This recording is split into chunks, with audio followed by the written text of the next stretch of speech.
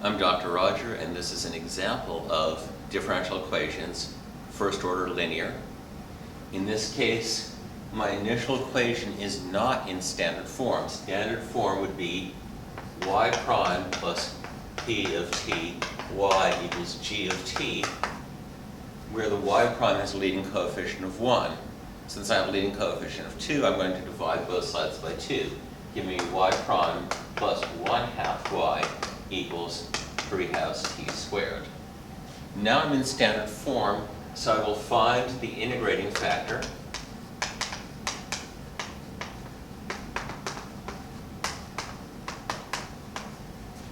Mu of t, which is defined as exp of the integral of p of t. We don't like writing e to the power of an exponent, where that exponent has an integral, because that often turns out sloppy and gets misread in later steps. So we use the exp notation to denote e to a power. In this case, mu of t equals exp of the integral of 1/2, which is exp of 1/2 t is e to the 1/2 t. And I'll write e to a power once I've evaluated my integral. And multiply both sides by mu of t. So the left becomes e to the 1/2 t y prime plus 1/2 e to the 1/2 t y, and the right is 3/2 t squared e to the 1/2 t. The purpose of this, the purpose of the integrating factor, is now the left-hand side is a product rule derivative. It will always be mu, in this case e to the 1/2 t, times y quantity prime. And the right-hand side in this case is 3/2 t squared e to the 1/2 t. So we will write the left-hand side as mu y quantity prime. And at this point, I'll always check by taking the product rule going upward to make sure that my left-hand side hasn't changed. So the derivative of e to the 1/2 t times y is e to the 1/2 t times y prime. That's the first times the derivative of the second, plus 1/2 e to the 1/2 t times y. That's the derivative of the first times the second. So I have written it correctly as a product rule, and that's good because I can now integrate that with respect to t.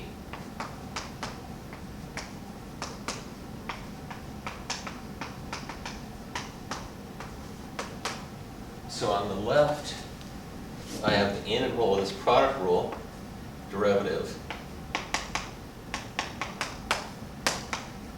And on the right, I have an integral that will end up being integration by parts. On the left-hand side, this is fundamental theorem. The derivative of an integral, or the integral of a derivative, is the thing inside, in this case, e to the 1/2 t y. The right-hand side, I'm going to do it by parts twice rather than using tabular. I'm going to take u equals 3/2 t squared, so du is 3t. dv is e to the 1/2 t dt. v equals 2e to the 1/2 t. And the derivative of 2e to the 1/2 t is e to the 1/2 t. So my right-hand side is uv. That would be 3t squared e to the 1/2 t minus the integral of v du. I'm going to bring the minus inside, plus the integral of -6t e to the 1/2 t dt. Integration by parts took a quadratic times the exponential and made it a linear expression times the exponential. We will use integration by parts very often in differential equations. I'm going to do it again because that'll give me a constant times the exponential, and I know how to integrate that. So this time u will be negative 6t, du is negative 6 dt, dv is the exponential again, e to the 1/2 t dt, v is 2e to the 1/2 t. My e to the 1/2 t y is now 3t squared times the exponential, plus the new uv is minus 12t e to the 1/2 t,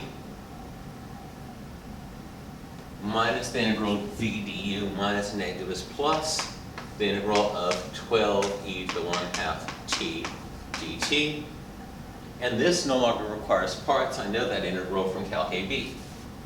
E to the 1/2 t y equals 3t squared e to the 1/2 t minus 12t e to the 1/2 t plus 24 e to the 1/2 t, and the derivative of 24 e to the 1/2 t is 12 e to the 1/2 t, and then plus c.